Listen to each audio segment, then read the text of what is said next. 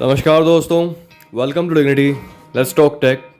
आज का टॉपिक होने वाला है स्ट्रट के ऊपर। पिछला वीडियो अपन ने बनाया था शॉक एब्जॉर्बर के ऊपर, तो किसी ने नहीं देखा हो तो आई बटन पे लिंक आएगी अभी, उसमें जाकर आप शॉक एब्जॉर्बर के बारे में एक पूरी डिटेल ले सकते हैं। उससे फ़ायदा ये है कि आपको स्ट्रट को समझने में थोड़ी सी आसानी हो जाएगी, क्योंकि बेसिकली स्ट्रट एक शॉक एब्जॉर्बर का हायर वर्जन है जिसके अंदर कुछ ऐसे फंक्शंस आते हैं, यानी कि ऐसे मान लीजिए ये शॉक एब्जॉर्बर के साथ साथ एज एक डिफरेंट काम भी करता है, जो शायद आप सुनेंगे तो आप देखेंगे भाई कि ये नॉलेज मेरे को शायद पहले नहीं थी, और होगी तो शायद आपकी नॉलेज और इन्हांस हो सकती है। ओके, तो वीडियो को लास्ट तक देखना। स्ट्रट के बारे में पूरी डिटेल जानेंगे, इसके डिज़ाइन के बारे में, इसकी वर्किंग के बारे में, और साथ ही साथ ये किस जगह पे होता है गाड़ी के अंदर।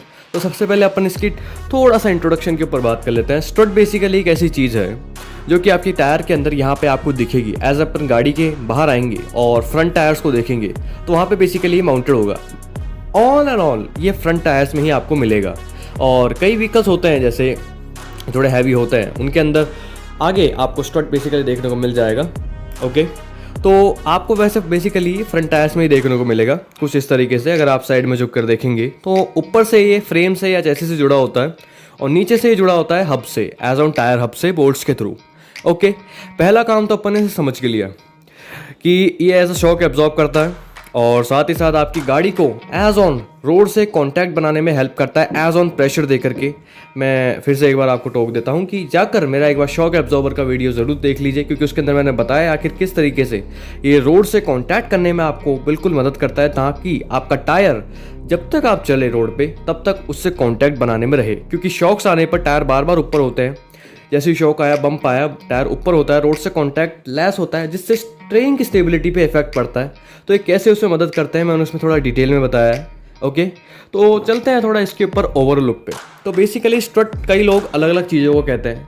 कई लोग इसकी ये जो बीच में आपको काला कलर का रबर जैसा दिख रहा है स्प्रिंग के अंदर, कॉयल स्प्रिंग के अंदर, उसे कई लोग स्ट्रट कहते हैं। कई लोग इसके नीचे की इस हाउसिंग को स्ट्रट कहते हैं। कई लोग इसके इस ऊपर के बॉल जॉइंट्स को या फिर बेरिंग्स को स्ट्रट कहते हैं।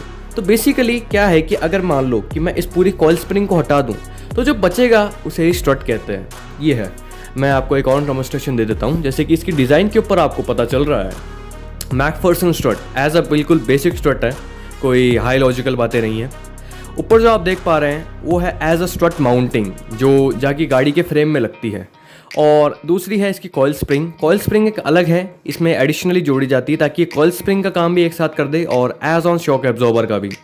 ओके, तो इसके अंदर कॉयल स्प्रिंग का ऊपर हटा दें तो ये ओनली क्या बचता है, एज ऑन स्ट्रट माउंट, जो स्ट्रट के ऊपर लगता है इसलिए उसे स्ट्रट माउंट कहते हैं, और एज अ स्ट्रट हाउसिंग जिसके अंदर इनबिल्ट शॉक एब्जॉर्बर होता है। ओके, तो इसे एज अ एक पूरा स्ट्रट कहते हैं, पूरी स्ट्रट असेंबली कह दीजिए या स्ट्रट कह दीजिए। ये इसकी बेसिकली डिज़ाइन होती है। और ये जो आप देख पा रहे हैं ये भी मैकफर्सन स्ट्रट है। ऐसे कई तरह के अलग अलग स्ट्रट्स आते हैं, जैसे डबल विशबोन के लिए थोड़ा सा अलग डिज़ाइन आता है, मैकफर्सन्स के लिए अलग आता है, और साथ ही साथ जो अपने मल्टी लिंक्स वाले हैं सस्पेंशंस, उसके लिए अलग अलग आता है। तो मैंने इन सब के बारे में आपको डिटेल में एक अलग वीडियो में बता दिया है। आई बटन के ऊपर दोबारा से एक लिंक आया होगा आपको, शुरुआत में यहाँ भी आएगा, उसमें जाके आप डिफरेंट टाइप्स ऑफ सस्पेंशंस देख सकते हैं, जिसके अंदर मैंने डिपेंडेंट और इंडिपेंडेंट दोनों की डिटेल में बात करी है। अब चलते हैं डिज़ाइन से सीधा इसके एज ऑन वर्किंग के ऊपर। वर्किंग के ऊपर मैं बताऊंगा कि एज ऑन शॉक एब्जॉर्बर अगर अपन स्ट्रट को हटा दें, ओनली शॉक एब्जॉर्बर का ऐसा डेमोन्स्ट्रेशन ले, तो पिछली वीडियो में मैंने बताया था स्ट्रट की वर्किंग किस तरीके से होती है। उसका इंटरनल स्ट्रक्चर कुछ इस तरीके से रहता है। अगर मैं स्ट्रट की इस पूरी हाउसिंग को हटा के ओनली जो इसके अंदर शॉक एब्जॉर्बर है उसका एज अ क्रॉस सेक्शन लूँ, जो आप देखिए, आप कंफ्यूज मत होना इस स्ट्रक्चर को देख करके। इसके ऊपर जो एक रॉड आती है जो ऊपर की माउंटिंग से जुड़ती है, जो अप डाउन करती है बॉडी के साथ और टायर के साथ, और ये जो नीचे असेंबली है, इसको अगर मैं पूरा क्रॉस सेक्शन लूँ इस कॉइल्स वगैरह को हटाकर, तो कुछ इस तरह का एक इंटरनल स्ट्रक्चर मुझे मिलेगा, जिसके यहाँ पे ऊपर मैंने जो स्ट्रट माउंट बताया था वो लगता है, और नीचे की साइड वो जो आप स्क्रूज देख पा रहे थे वो हैं, और बीच में अपनी कॉइल स्प्रिंग लपेटी हुई होती है एज ऑन सस्पेंशन के एनहांसमेंट्स के लिए। तो इसके अंदर बेसिकली क्या होता है कि एज अ एक पिस्टन होता है जो ऊपर बॉडी से जुड़ा होता है, और नीचे की साइड ये होता है। इसके अंदर ये एज अ एक बिल्कुल सिंपल शॉक एब्जॉर्बर है, कोई हाई डेफिनेशन नहीं है, नाइट्रोजन वाला या फिर वो सब, इनको बिल्कुल बेसिक है। अगर आप और देखना चाहते हैं तो शॉक एब्जॉर्बर वाली वीडियो देख लीजिएगा।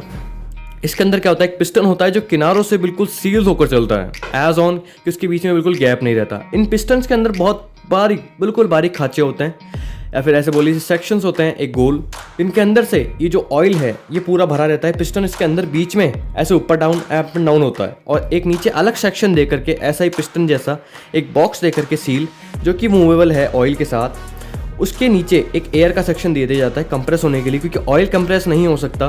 तो मैं बताऊंगा किस तरीके से। एक बार आप इसकी वर्किंग को एज ऑन एक देख लीजिए डीपली। ये देखिए, इस सेक्शंस के अंदर से ऑयल बिल्कुल प्रेशर की मदद से निकलता है, जिससे पिस्टन की जो मूवमेंट है वो थोड़ी सी कंफर्टेबल और एज ऑन स्लो हो जाती है, ताकि शॉक को ये बढ़िया तरीके से एब्जॉर्ब करके एज अ स्मूथ वे में उसे रिलीज करे। और साथ ही साथ इसके अंदर एयर का सेक्शन क्यों दिया जाता है, मैं एज ऑन डेमोस्ट्रेशन देता हूँ आपको। इसके अंदर एयर का सेक्शन इसलिए दिया जाता है कि आप देख पा रहे हैं यहाँ पे, जैसे जैसे ऑयल नीचे जा रहा है, पिस्टन नीचे जा रहा है, ऑयल को फेंकता हुआ ये कंप्रेस कर रहा है। लेकिन कई बार क्या होता है, जो हार्ड शॉक्स होते हैं उनके अंदर बेसिकली तेजी से पिस्टन नीचे जाता है। अब आप सबको पता है कि लिक्विड की प्रॉपर्टी क्या होती है, कंप्रेस ना होना। एयर की प्रॉपर्टी कंप्रेस एंड एक्सपैंड होना।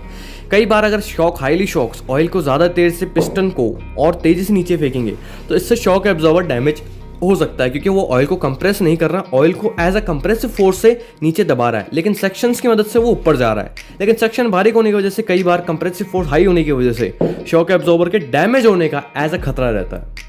तो इसलिए एयर सेक्शन का बनाया गया, ताकि एक एयर कंप्रेस होकर ऑयल का जो क्रॉस सेक्शन या फिर एरिया है, पूरा एरिया ओवरऑल वो बढ़ा दे, ताकि कंप्रेसिव फोर्स का इतना ज़्यादा इम्पैक्ट एक अपने शॉक एब्जॉर्बर की माउंटिंग के ऊपर ना पड़े, इसलिए दिया गया। तो अब एज अ बेसिकली आपने जो बताया वही बेसिकली इसके अंदर होता है। मैंने जो स्ट्रट बताया तो उसकी स्प्रिंग वगैरह मैं हटा दूं तो बेसिकली इस तरह का स्ट्रक्चर रहता है, जिसके अंदर मैंने जो पिस्टन बताया ये यही है। और साथ ही साथ नीचे का एक ओवरऑल डेमोस्ट्रेशन जो मैंने एयर सेक्शन बताया वो कुछ इस तरीके से है, जब वो कंप्रेस करता है तो कैसा फील होता है। ओके, और अलग अलग तरह के भी आते हैं स्ट्रट, जैसे कि डबल ट्विन ट्यूब्स वाले आते हैं, मोनो ट्यूब वाले आते हैं, कई तरह के आते हैं। तो उसके लिए अलग से मैंने वीडियो बना रखा है, आप जाके देख सकते हैं। मैंने वैसे डिस्क्रिप्शन के अंदर सारे वीडियोस दे रखे हैं एज ऑन सस्पेंशन से रिलेटेड, तो आपको एक पूरी ओवरऑल एक आइडिया मिल जाएगा।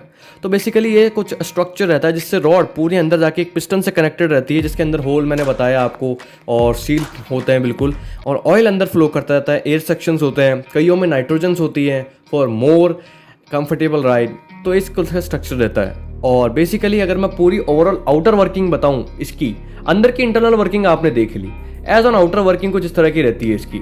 ये बेसिकली कुछ इस तरीके से काम करता है, शॉक को एब्जॉर्ब करने के साथ साथ स्प्रिंग भी इसकी थोड़ी मदद करती है, ताकि शॉक को स्मूथली ये अप एंड डाउन कर सके। ओके, तो और अगर मैं पूरी डेमोस्ट्रेशन दूँ, ये कॉइल ओवर का है, इसे स्ट्रट ना बोल सके कॉइल ओवर बोलिए, जिसका मेरा अगला टॉपिक होने वाला है कॉइल ओवर के ऊपर। ओके, तो ये कुछ इस तरह की इंटरनल वर्किंग रहती है एज अ कॉइल ओवर की, जिससे आप शायद एक डेमोस्ट्रेशन ले सकते हैं कि अंदर की स्ट्रट वाली वर्किंग किस तरीके से होती होगी स्प्रिंग के साथ। ये कुछ इस तरीके से है, ये देखिए।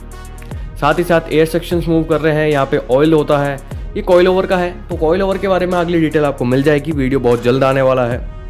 ओके, तो बस कुछ फिलहाल यही था। और अगर आपको और जानना है शॉक एब्जॉर्बर के बारे में कि भाई अगर मेरे को ये समझाने में थोड़ी दिक्कत हो रही है शॉक एब्जॉर्बर, तो एक बेसिक शॉक एब्जॉर्बर के बारे में पूरी डेमोस्ट्रेशन दी है मैंने, वो यहाँ पे वीडियो आया होगा एक, वो आप जाके देख सकते हैं, बिल्कुल डिटेल के अंदर है। तो I hope you enjoy the video, like share comment and subscribe the video if I gain any knowledge and any enhancement in your knowledge. Okay, thanks.